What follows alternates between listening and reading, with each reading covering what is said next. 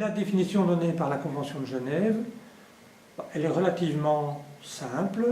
Hein, c'est une personne qui craint avec raison d'être persécutée du fait de sa race, de sa religion, de sa nationalité, de son origine sociale, son appartenance à un certain groupe social ou de ses opinions politiques. Et finalement, par rapport à cela, on peut intégrer énormément de monde là-dedans. Dans le groupe social, c'est quand même une catégorie très, très vaste. Et finalement, dans la pratique, de l'expérience que j'ai comme magistrat, la grosse difficulté souvent, ce n'est pas de se dire est-ce que tel fait justifie une protection? Est-ce que le fait de fuir un mariage forcé justifie une protection?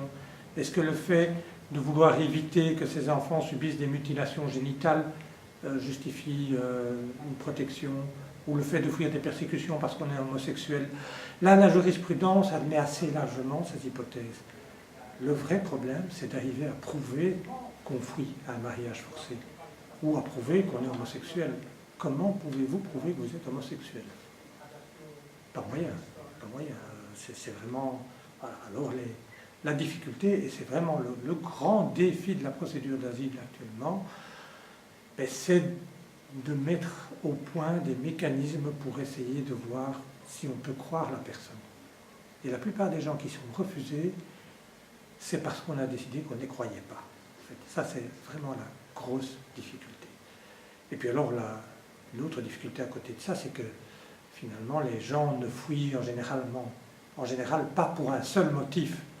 On fuit pour plusieurs motifs. On fuit parce qu'on est pauvre dans une région où il y a une désertification et qu'on appartient à une ethnie qui est défavorisée, qui est minoritaire et qui est défavorisée. Et donc, comme on est dans cette ethnie, on a moins d'accès à la terre ou d'accès éventuellement aux rares sources d'approvisionnement en eau. Et donc, c'est tous ces éléments qui se combinent qui font qu'on part. Alors là-dedans, il faut déterminer quel est l'élément déterminant. Est-ce que c'est économique, parce qu'on n'a plus assez d'eau, parce qu'on n'a pas assez de terre? Est-ce que c'est climatique, parce qu'il y a une sécheresse? Ou est-ce que c'est politique, au sens large, ou racial, parce qu'on appartient à telle tribu qui est minoritaire et donc qui a moins d'accès à l'eau? Donc ça, c'est aussi une difficulté qu'on doit prendre en compte quand on examine. Et puis, troisième difficulté, alors là, c'est plus du point de vue du décideur. Hein. Le décideur, il a sa subjectivité, est-ce qu'il croit, est-ce qu'il ne croit pas. Il doit arriver à prendre en compte le fait que les gens fuient pour des tas de motifs, et donc il faut arriver à ranger une histoire dans des cases juridiques. Et puis il y a une difficulté qui vient aussi du demandeur lui-même, qui arrive en Belgique, venant de l'autre bout du monde, de Somalie, de Syrie, et qui en très peu de temps doit arriver à expliquer son histoire, réexpliquer des faits dont il n'a plus envie de parler, qui peut-être culturellement pour lui sont indicibles. J'ai connu comme ça la situation des réfugiés tchétchènes. Pour un homme tchétchène, avoir été torturé, c'est quelque chose qu'on ne peut pas dire. Une femme ne peut pas avouer qu'elle a été violée, un homme ne peut pas avouer qu'il a été torturé.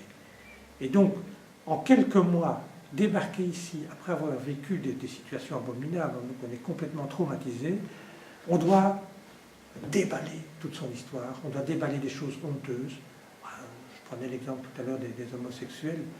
Si on vient d'un pays où c'est considéré comme honteux, est-ce qu'on va aller raconter ça au premier venu? Vous êtes homosexuel, vous avez un petit jeune fonctionnaire qui est en face de vous, une fille éventuellement, vous êtes un garçon, vous allez avoir honte. Vous n'allez pas oser, parce que dans votre culture, mais même, je dirais même dans notre culture, c'est pas quelque chose dont on parle facilement. Alors que pourtant, en Belgique, le mariage homosexuel est admis, on se considère comme un pays tolérant, et même malgré ça, on n'en parle pas facilement. Une femme qui a été violée en Belgique, c'est pas quelque chose dont on parle facilement. Alors que, vous imaginez, je parlais des Tchétchènes, dans les récits, je me souviens à l'époque, les récits des femmes tchétchènes, à un moment, elles disaient « j'ai perdu connaissance ». Et donc on devait décoder, après être bien documenté, on devait décoder, pour ça, ça veut dire ce qui s'est passé après avec ces miliciens, je ne peux pas en parler. Sinon, je devrais être tué de toute façon. parce que j'ai déshonoré ma famille. Donc je ne peux pas en parler. Et ça, c'est la difficulté que les demandeurs d'asile ont. C'est pour eux aussi passer d'une culture à l'autre et devoir déballer toute une histoire dont ils n'ont plus du tout envie de parler.